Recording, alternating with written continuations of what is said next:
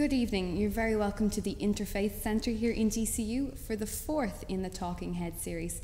Tonight we're going to be discussing Hinduism.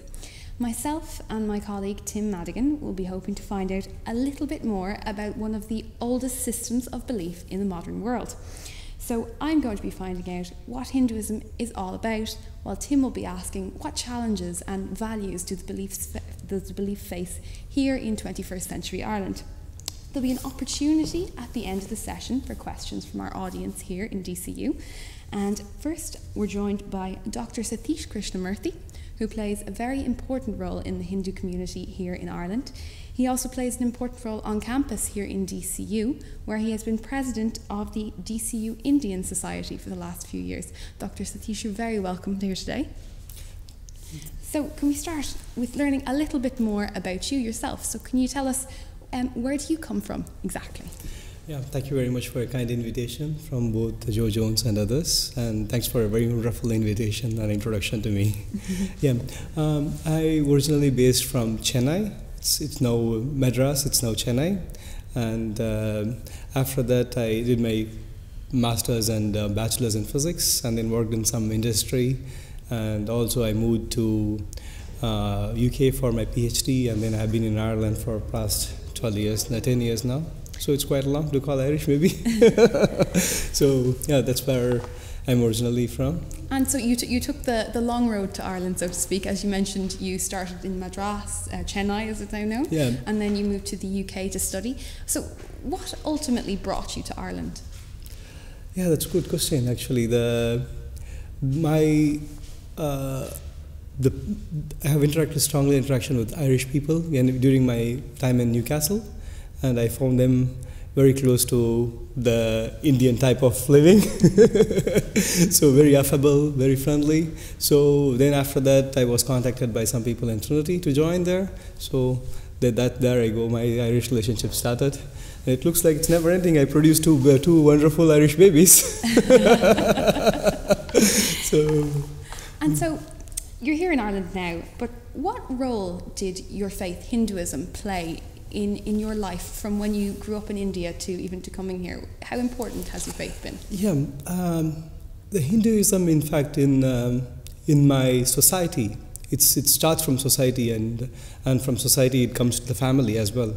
So both the society and the family plays a very, very prominent role in the shaping up the child itself. So we believe in about 3-4 phases of life. So that's what my father teach me.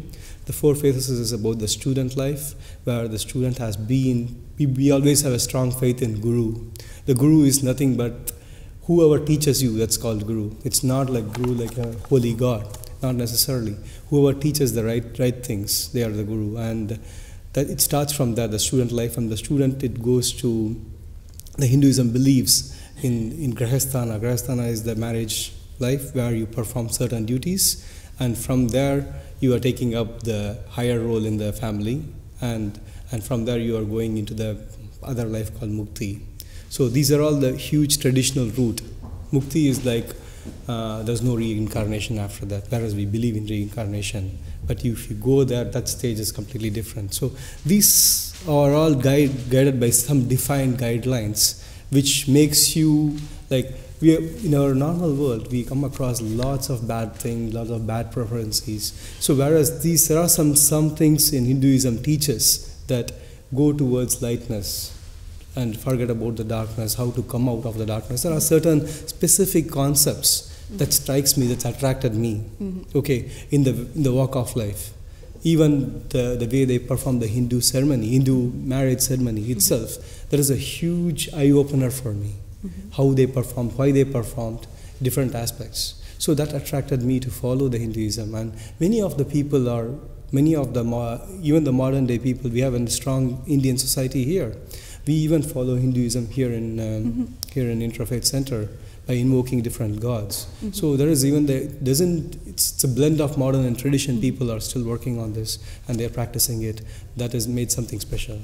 And of course, it wouldn't be defined like, say, other religions would be, in that there's no one founder, there's no one definite set of scripture, there's no set of teachings. There's no kind of say like we would have in Catholicism or in the Anglican faith or anything like that. So what would you say is the kind of the main philosophy, the main kind of teaching of Hinduism, in your opinion? Yeah, in my opinion, it's, to be honest, Hinduism is most open-minded discipline. And it doesn't have a defined sets of rules, you have to follow this, you have to follow this. No, it's not like that. Because even in Hinduism, they won't dictate step-by-step rules. So you can, if you want, you can do this, or alternatively, you can do the other things as well.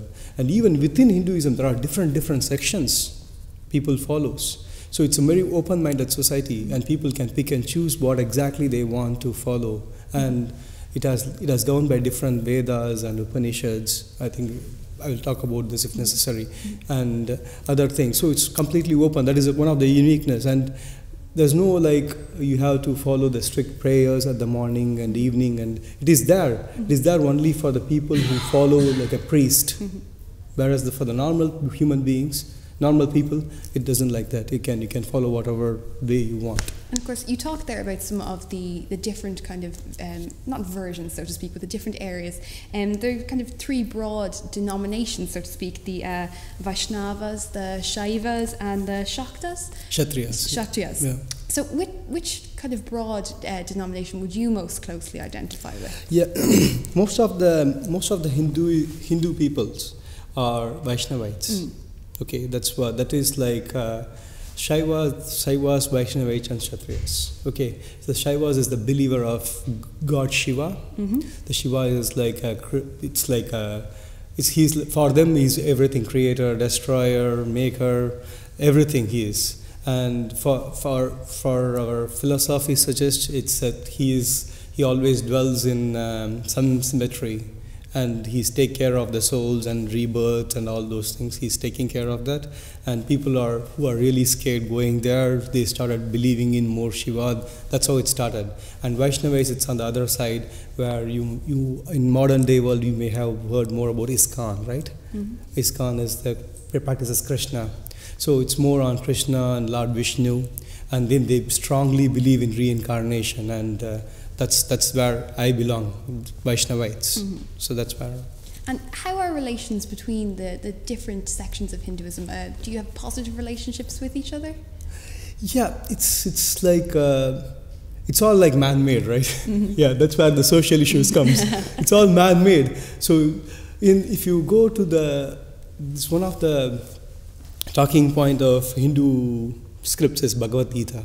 If you go by Gita, it says that both Shiva and Vishnu are equal.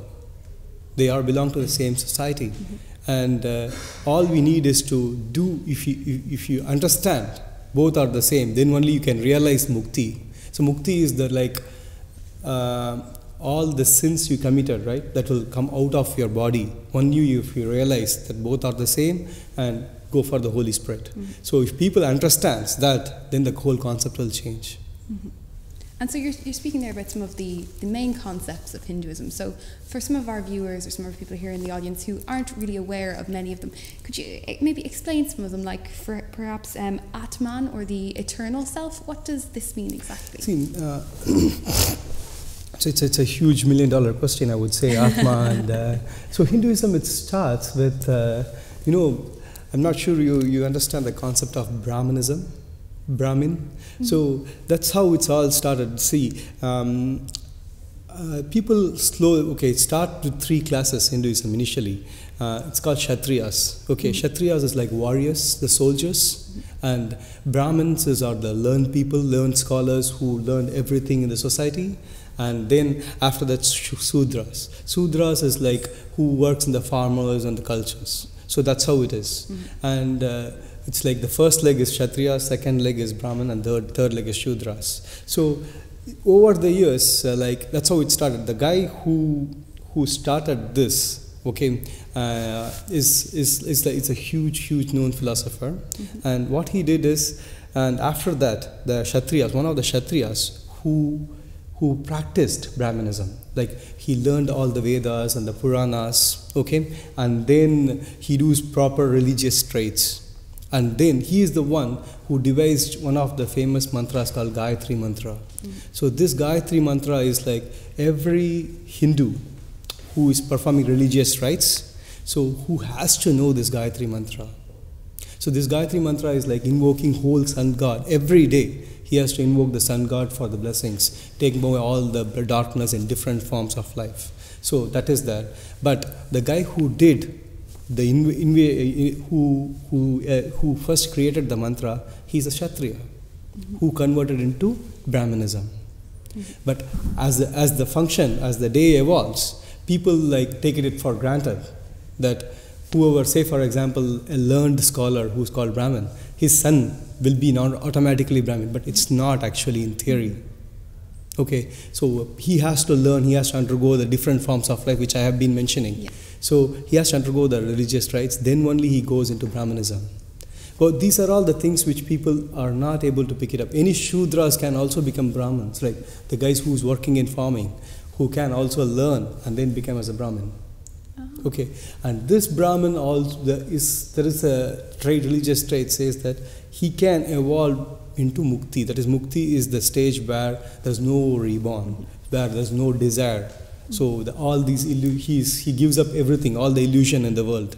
So he doesn't care of food, he doesn't care of money. So those things can be attained only if we undergo this Brahmanism stage. So that's the different forms. And there's also the concept of Dharma, or the power that holds the universe together, so to speak, makes the grass green, makes the sun shine. And that can be both universal, but it can also be particular to an individual person. So can you explain perhaps a little more the difference between Dharma and Svadharma, if I'm pronouncing that correctly? Sure. So Dharma is like, as a Hindu, like, it starts from the rite in the morning, right? So what we do is, in a traditional Hindu, not in the modern society, in a traditional Hindu society, what they do is, we believe cow as a very religious animal. Okay, it starts from the early morning, where we give dana and dharma to the cow. So dana is like, give some food to the cow before we even consume the food, and dharma is at the same time you give some rice or paddy to the farmers, that is Shudras. Okay, that should be there in the everyday of the Brahmin's life. Hindus, anybody who follow proper Hinduism, it starts from there and it gradually builds up. As the day progresses, you have to feed. When you are taking the evening meal, you have to feed at least 2 or 3 bachelors who are Brahmins. So you have to feed them, and you have to also give some sort of reciprocation to keep them survived, who follows Brahmanism to go into the priest stage. So these are all the different danas, and that is where dana and dharma comes from. And the other one is adharma, that is completely different. So that is exactly like similar opposite of dharma. So where you start accumulating wealth and giving little wealth to the community, giving back to the society. So that is a completely different version. Excellent. And you spoke there earlier about samsara, or reincarnation. There seems to be a wide-held belief, say, among people who aren't closely associated with Hinduism, wouldn't know very much, that this is somehow the ultimate goal. But as you've mentioned, it's actually not mukti, did you call it? It's not or mukti, moksha, moksha is the ultimate goal. So can you explain a little bit more about how a person comes to achieve moksha? I think you said earlier about the Brahmin. Yeah, that's true. See, as I mentioned to you, a boy is classified as a Hindu, Brahmin or Hindu. He undergoes different stages in life, student life. The student is not like a common student where he goes for a graduation. And he goes for a graduation in different route. So what we call is like a Gurukula. So Guru means, it's like, at every stage of life, like say for example between 0 to 5 years, in Indian Hindu philosophy, the child should not go out of parents' eyes. Okay, between 5 and 13, it has to stay in the religious trait who perform the religious ceremonies. That is the guru. So he has to go there and get treated there. And after that, around the age between 7 and 13, what happens is there is one called Upanayana happens. The Upanayana is like a religious threading ceremony, where the threading ceremony says that you can control water, air, and fire with the help of this religious thread and start learning religious rites. So that's where the Gurukula starts, whole Gurukula. So he practices all those things and comes out. And then after that he goes to the wedding, Grahasthana. So this Grahasthana happens where three threads become 6 threads. So the 6th thread is like before marriage, the girl who the guy is getting married sits on the left side of the bridegroom. So what he does is he takes all the sins of the bride, that's by this left, and then after, because we believe in Mangal Sutra is like a religious thread that is tied onto the girl. So once it's tied, it has to be on the right side. So I take all your sins and then I pray to the God of fire and water and air to take all the sins out of us and give brightness. So that happens. And after that, the other generation passes, producing babies. So all the Brahmin has to undergo all these things. It's a must to undergo all form of life. And after that, what happens is, once he retires from all this religious life, it is the responsibility of the children to take care of the parents in a very, very subtle way and take the blessings in each and every thing they do. So that is the traditional character of the Hinduism. And after that, the guy who followed that, right, undergone all the phase, he can take out he can relieved from all the duties. That is sannyasa. That's what you're talking about. Yeah. All the samsara has gone out, so he can go to sannyasa. A guy who is a sannyasa is like, he's like sadhu. You can also call us sadhu. He takes care of everything. He takes out of clothes. There's nothing, wind, water, air, will not affect him at all at any time. It should not affect. And he should not acquire wealth. Wealth in the form of money or anything. So what he can acquire is he can preach, and then they can give him food or some gold to cover his body. That is the thing at the AD stage. And then for attaining mukti is like, you should not hurt anyone knowingly or unknowingly, and even he should not even bless people. To that stage, he should not even bless people, and he should be in a position that completely neutral, non-reactive. It's like a complete wall-like thing, okay? And that is where the Swamiji and sannyasa takes place, and that leads towards mukti, where he started praying towards the ultimate God, always. So that's where mukti comes. And so, as a researcher yourself in physics, I understand, and with your involvement in science, do you ever find it difficult to reconcile the split between faith and science? It's a very good question. Yeah, if you ask my wife, she will kill me because she doesn't like me practicing Hinduism either. Okay, because as you rightly said, I'm a scientist, so I also interpret things. Okay, I interpret things. If there is any meaning, I will follow. Okay, and there is a meaning there's a lot of scientific meaning which I can see in Hinduism. Okay, even for example, people before the wedding, they do this horoscope matching. So even the horoscope, the different planets are governed by different, say for example, when the sun goes in different phases, right? So sun and moon goes different phases. It shades the particular stars. So the light is not going into the particular stars that affect the persons. Okay, in any Hindu philosophy, any Hindu born, say for example, my child was born last year. So there is a birth star that governs the child, because we call this Lagna, the date and time of birth. So his entire entity has been charted out, the horoscope, with respect to the birth star and the time and the place. Okay, that is very, very important. When we start believing in those, as we grow, we forget that. There is a meaning, significant meaning, how the planets move and how the different phases of life changes. So I started interpreting, and I started, to be honest, while I was working in one of the industries. So we have a lunchtime. So in the lunchtime, we used to discuss about different aspects of planets and stars with one of the guys who is already learned person. So that is where I got the light, where he started giving a scientific interpretation, which started giving meaningful to me. Even the palmistry, it has a different meaning. So I can start to make scientific interpretation of the things, and that helped me. As a scientist, probably that one good thing helped me, apart from the job in DCU. That's a very interesting perspective, and I'd love to hear more, but I'm actually going to hand over to my colleague Tim at the moment, Sure. and he's going to talk to you more about Hinduism here in Ireland. Sure. So, Tim, if you'd like to take over. Thank you very much. much. Thank you very much. You're very kind.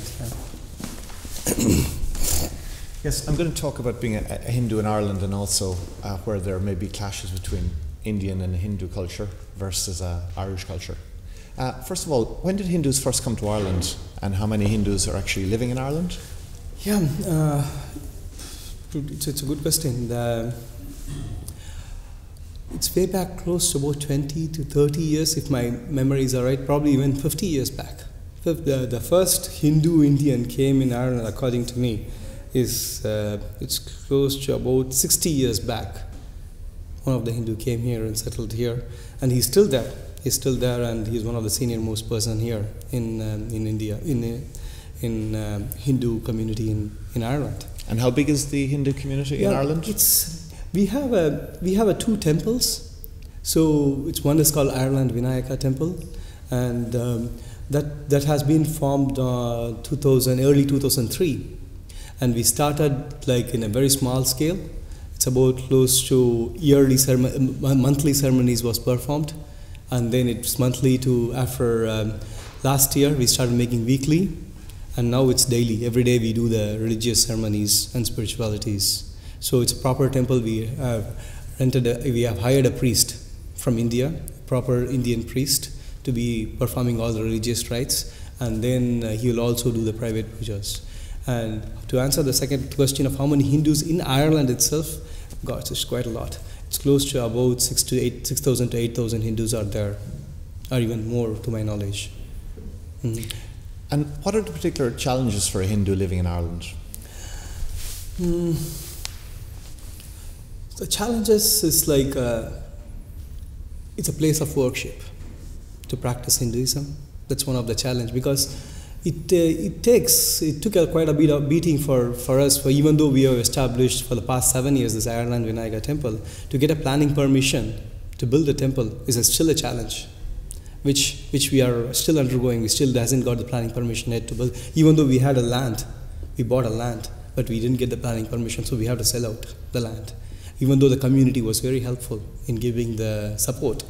Not only the Hindu community, the Irish community as well. Currently our temple is set up at Ballyroan Community Centre, where it was completely given by the Irish people. And what was the reason you didn't get planning permission for the temple? Yeah, the reason is slightly political, which I don't want to touch at this moment. And it's the people as well who doesn't understand what Hinduism comes from and what it gives to society. So it's the lack of awareness on the public, I would say. That is one of the key factors in getting the planning permission, apart from various other things. So that is one of the key things which I think. And how difficult is it for Hindu children actually attending the Irish educational system? I don't see that as a challenging at all. Because if you see that, because India is predominantly a Hindu country, Hindu following country. So most of the leaders, the Hindu followers of this current Hindu leaders, some people have gone to Catholic schools. There are a lot of Catholic schools out there. In fact, in India, if you go back to 1930s or 1920s, most of the nurses are Irish nurses. About 95% of the nurses in India. So the people started Christianity there itself. So India is very good. Indians are very good in adaptability. So I don't see any heavy challenge posed by the threat or anything. Even my wife studied in a Christian convent. So there's no problem at all. And are there any issues dealing with the Irish Health Service? Is there any cultural differences which cause problems? No, not really. No, not through the. I have been working, integrating well with the community for the past 8 years.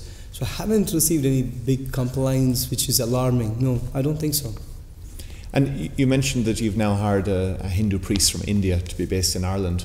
What is the role of the priest in a Hindu church, in a Hindu life? Temple, yeah. So the role of the priest is like, we have this temple, right? So we have performed a deity. We have a deity here, proper deity. It's called Ganesh. So Ganesh is like is a son of Shiva, which we call Shaivites, right? So he's there.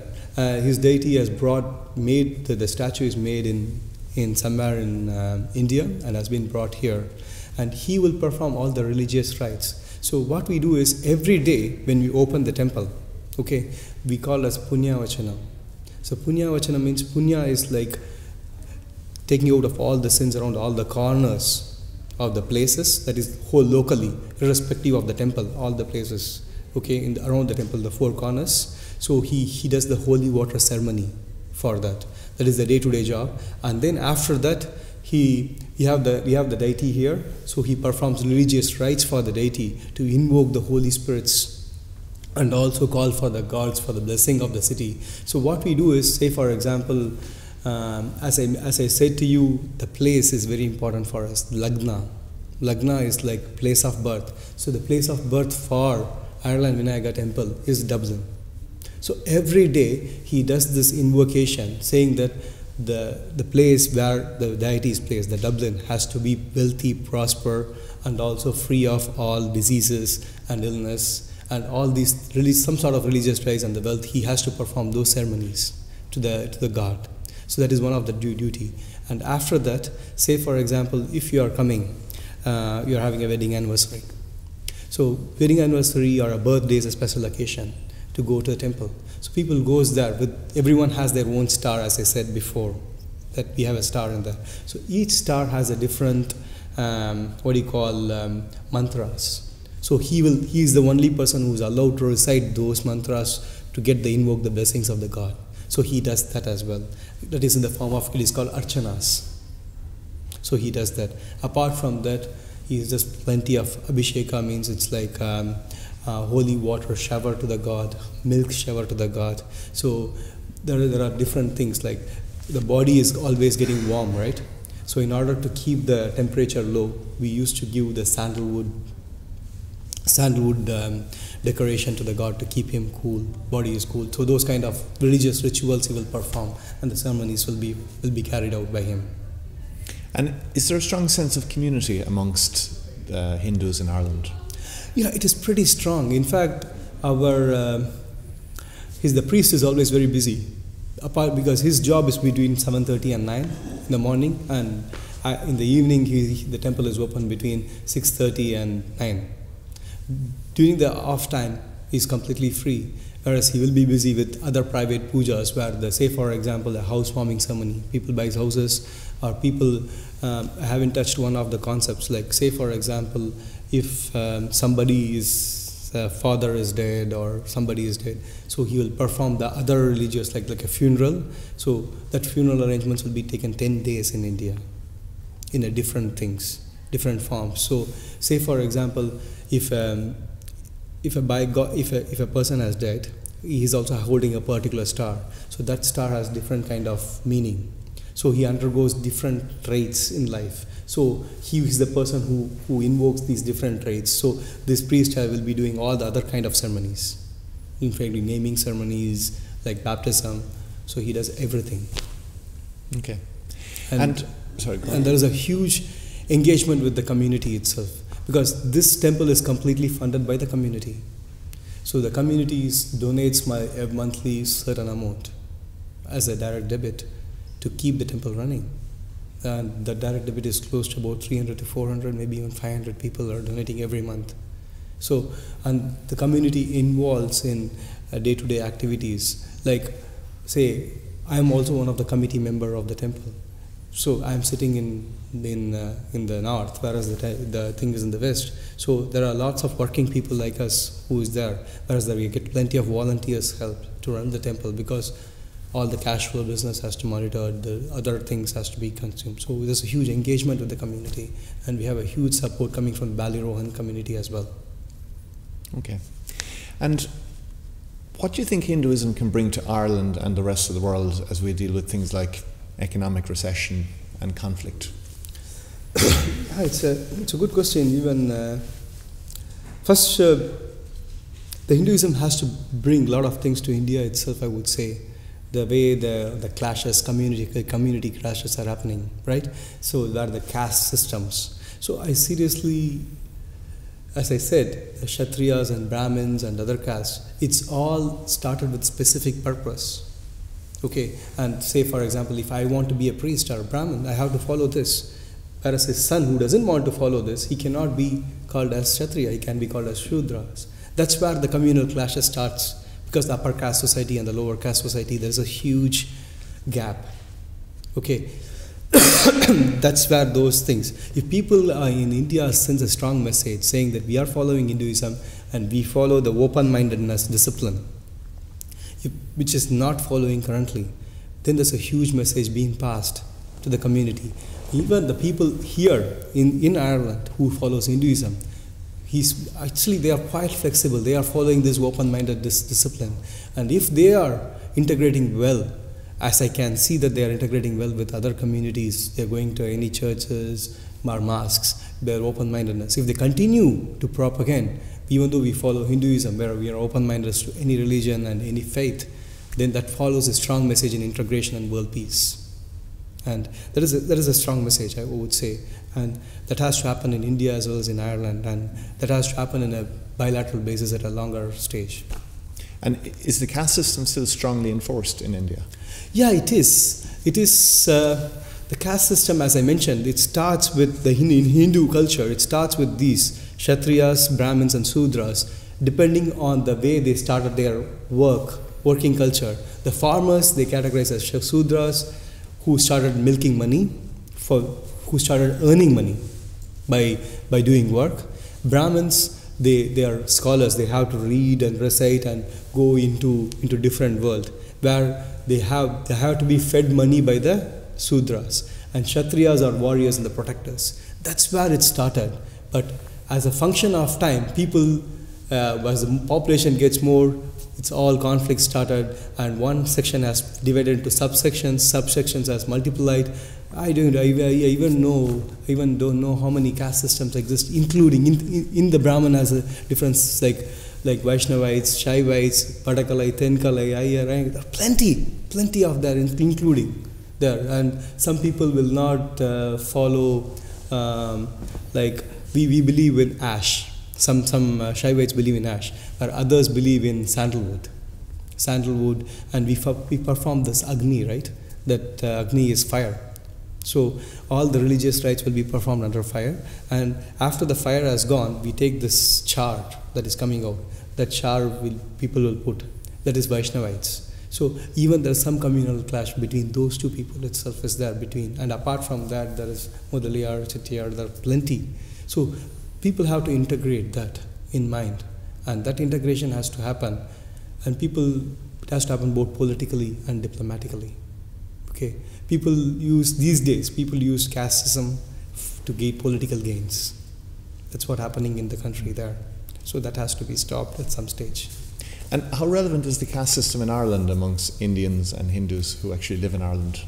Yeah, I have been living here to my experience, I haven't seen a huge gap here on casteism. Even though I'm a student, I have been living in some places as a student, as a scientist, and also as a committee, working in different committees. No, it's not related to caste, but it related to culture. It's happening. The culture means even within Indians, like the North Indians have different culture and South Indians have different culture. It's happening in a cultural way, not in a caste-based way. And when you meet another Hindu in Ireland, do you actually understand what caste they're from? It's very difficult, unless they're told. It's very, very difficult. Do you think it's better if it's difficult and you don't understand? Yeah, it's better difficult not to be said than to be said. If in India means, yeah, you can get some insight from India, because as I said that people use this ash, and some people use the other form of things, then you can clearly say this guy belongs to this guy belongs to that. Whereas in abroad, no, you can't say, unless probably you spend like ages with him, the way he speaks, the way the language has been spoken by him, probably you can get some insight, but it's difficult. So the system is quite neutralized in Ireland, so? Yeah, it's neutral. That's what I said. The integration started here rather than in India. And the same people, if they are going back to India, they won't carry the same philosophy. They would have done that. Yes. In Ireland, we have very strict laws prohibiting abortion, much like in India, where it's prohibited. However, the practice of aborting female fetuses is rumoured to happen in India.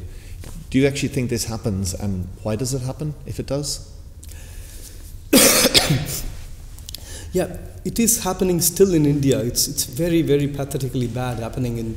I will tell you, it's because recently I was working with one of the corporate social responsibility companies. Like one of the big companies, they do corporate social responsibility services. They are going into villages to preach that abortion is not a good idea for the health of the baby and others. But it's still, India is a male-dominated society, even though we have seen that other things, because they feel that female childs are more burden to them, where they can't earn money to them. So that is one of the major reasons for abortion to happen. And if a female burden in the sense, like, it's still the dowry system exists in India, where once a girl is getting married, you give a lot of wealth to the thing. It starts, in fact, it is a good thing that you asked, why is abortion? I'll give you a brief Hinduism version of this. So, according to Hinduism, a guy is getting married means he performs this lot of Hindu rituals. So, the guy who is getting wedded by the girl's father, because he takes, as I said, he takes all the sins. In theory, he takes all the sins from the daughter. I mean, from the daughter of the child, and then he gives all the good things to her. So for taking all the sins, so what happens is the girl has to carry some wealth. Carrying the wealth itself is a sin, according to Hindu philosophy. Carrying wealth itself is a sin. So that wealth which the father has acquired, that is where the dowry started. That the father acquired because of that girl, the wealth the father acquired. He has to give that sin also to him in order to purify him. So that's where the concept of dowry started. But in modern day, it has changed for the personal benefits. So that evolved as dangerous feeling in the community that, okay, a girl child means I have to abort it because I can't sustain. And it is there still, and it is due to the poverty as well, one of the major reasons. And is the Indian government doing enough to actually stamp out this practice?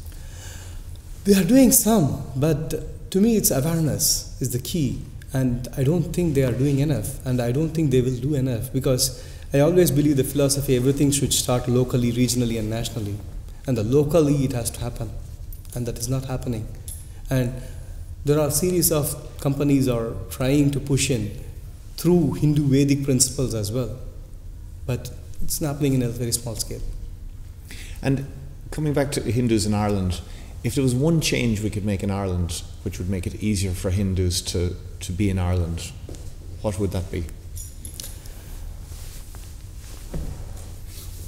Yeah, I wouldn't see there's a huge change required, because if you see that the Indians have one of the key value they possess is adaptability. That's very key for the Indians.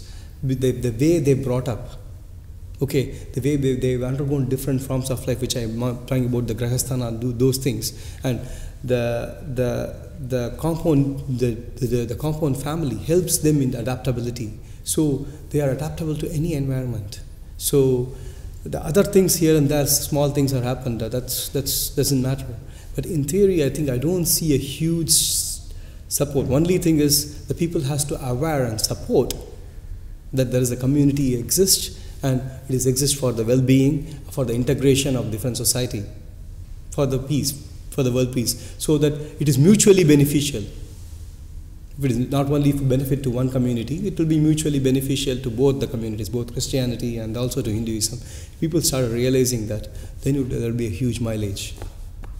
That is one of the key issues of, probably that is one of the key message which this Talking Heads is going to convey. And also I also feel that the visits from the different section of the people to the temple and other thing. It catalyzes further things. As I said, it starts to locally and regionally and then spread nationally. If it starts locally here, and probably we may have a good mileage.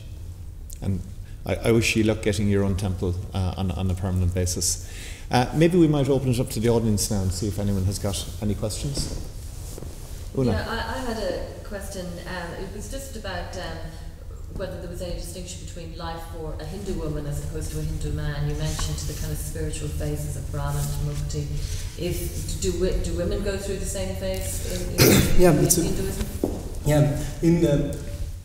In Hinduism, like woman has been treated as like a god itself after marriage.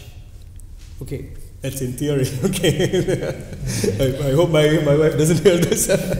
So in theory, because she carries, so we carry that she should not perform any religious rites which male is doing. Okay, because that is for a different purpose. That's why I say that all the sins are already carried by the male, and woman is like treated as a god, because she for us is anyone who carries the baby and delivers the baby, that is equivalent to God.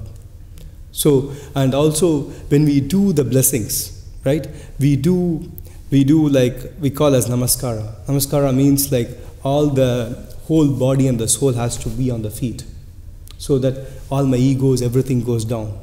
Okay, for women, they should not bend down. They should not be like a flat, like what we are doing. They should be like half squatted. The reason is like the woman carrying a lot of pain in the body when she delivers the baby or something like that, and also the breast milk which she gives, that is like equivalent to the holy water. That holy water should not bend down to the land because it's already purified. So we are placed in that way, and woman's like woman god is generally called Lakshmi. Lakshmi brings wealth to the society. So the woman brings society. So she will be performing religious rite related to the wealth and also well-being of their children. So those are all some of the different religious rites which they will be performing. Apart from what she will be able to support only the man in performing the religious rites in hands-on, but she cannot chant any mantras, which as I mentioned to you, which is being undergone by the people in the Gurukula. That Gurukula is like you have to undergo different phases. You have to stand in water, sun, and hot air and accumulate more knowledge there and then come back. That has to be done by the man, not by the woman. The reason is once you do undergo all these kinds of horrible, to be honest, in a complicated situation, woman might lose some fertility. That's why woman should not do that. So that's why certain religious rites has to be performed by male and some by the female. Anyone else like to ask a question? Killian.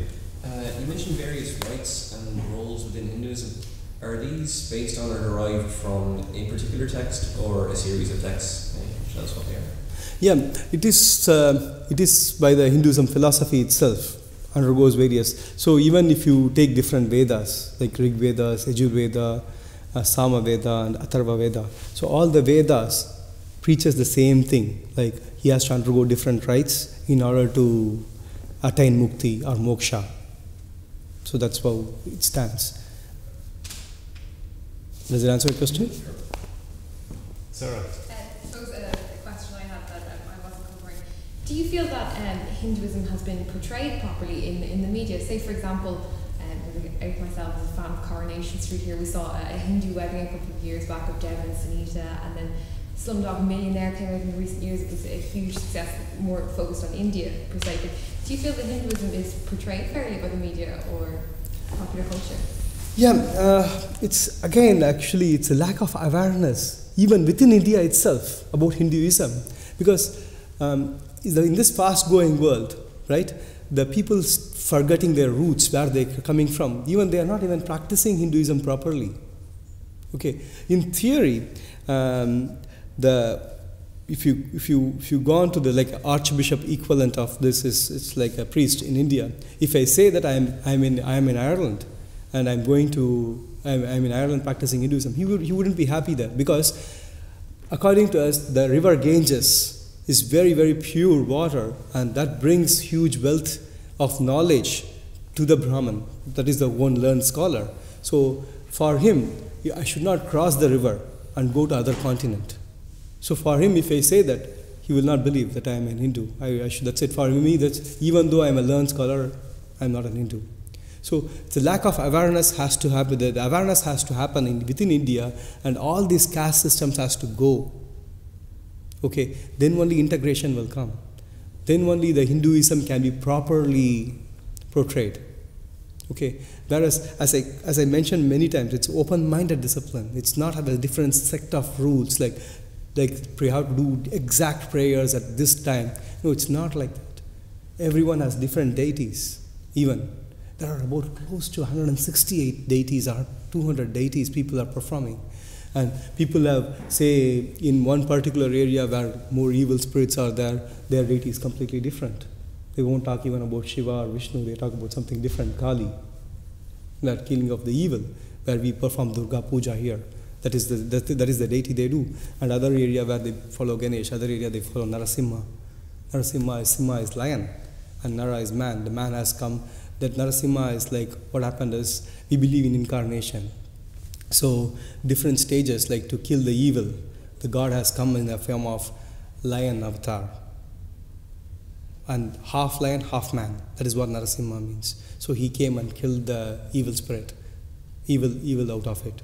So these are all different things came out, and it has to be properly portrayed, not in a different advantages to one person. Monica, you'd like to ask a question? Can anyone be a Hindu? It seems to be quite an open-minded set of beliefs. I know a lot of people go to India and they spend time in places where they meditate. There's a lot of European people do that. Is that just religious tourism, or can people actually become Hindus that are not Indian or of a culture that's linked to Hinduism? Okay. Yeah. I always, as a scientist, I always believe on statistics and data. Okay, so I'll give you a real-time example. There is a guy in just across Wicklow. He's a German, name called Victor. Okay, so he went to India, practiced Hinduism for 20 years, and he went to both Himalayas. There's a place called Rishikesh and and Dharmasthala. Those are all really highly spiritual places where he practiced as a sadhu, which I was mentioning. Like he took all the clothes out, he was practicing day in and day out without any desires, nothing. He was there for 20 years like that. And he practiced Hinduism. After that he came here to Wicklow. He settled here. He brought a huge land, and in that every year he brings a statue of Ganesh and places here. So he still practices some sort of Hinduism.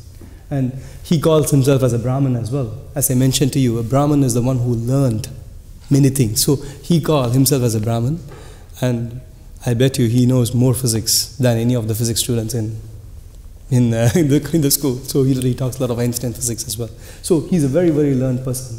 So the Brahmin is the one which, according to the theory, is the one who learns almost everything, including the medicine, the homeopathic medicine. He knows how to treat a human being. So that type of philosophy one has to learn. Even though I call myself a Brahmin, I don't think I'm qualified for that. Because one has to undergo everything, including the medicine, including the accounting, all the things which we are engineering. So he has to even make his own place to live. And with the stars, that sort of engineering, that's what I mean, engineering. So those kind of aspects he has to learn in order to get into those. And anyone can become a Hindu. Would anyone else like to ask a question? Sarah. Sorry, you were talking there when I was asking the question about the betrayal, about how different communities have different gods or different people they will worship. And there's a debate about whether Hinduism is a polytheistic faith, of speaking so many gods, or whether actually all these gods represent one deity. What do you think about that? Yeah, that's a fantastic question. So we believe in Bhumi Mata. So Bhumi is the one that is land. So Mata means mother. Okay, so people have the belief in the Bhumi Mata. This Bhumi Mata belongs against to the same gods. Like who probably the wife of the goddess, okay, the wife of the some Vishnu or something like that, or even Saivites. Okay, so if you ask me this question, all belongs to the same one family, but people split up and make their own business on the way. It's all boiled down to the integration. It's all integrating to one community and one religion. That's it. And there's nothing, no subcastes are all created by the man according to their own purpose. In fact, say for example, if, as I mentioned about Narasimha a few minutes back, that's the lion god, right? So who came, and we celebrated this festival called Diwali. It's a very, you probably know, entire Ireland knows because of the lot of buzz going around. So there are different versions of Diwali. Is killing of the evil and bringing lights to the people. So this killing of the evil has been done by this Narasimha of one particular god. Okay, so that is one of the reasons people are celebrating Diwali. So if you ask myself, my family tradition follows one particular god, that is Narasimha, and that is in particular village by my ancestors, ex-ancestors has followed. So that is where he originated. Some other people have started Ganesh. So both converge into one, that is Lord Vishnu. Okay, but the branches are there, but the convergence is the same. That is why I say the incarnation comes from. So Lord Vishnu incarnated as Krishna, and Krishna incarnated as Narasimha. So that is what we believe in the incarnation. So it's all boiled down to one. But still, as I said, lack of awareness in the people. Why we are wearing thread even, the simple things. Why we have to do things. People, lack of awareness is still happening. Thank you. I think we'll have to leave it there. I'm sure we would have many more questions. I'd like to thank the production team. I'd like to thank the staff here at the Interfaith Centre. And I'd like to thank Dr. Krishnamurthy for making himself available. Thanks to the audience for coming along. This is the fourth in the series of Talking Heads. Next week at the same time, we will be talking to Rabbi Zalman Lent, who is the leader of the Jewish community in Ireland. So thanks very much, everyone. Thank you. Thank you.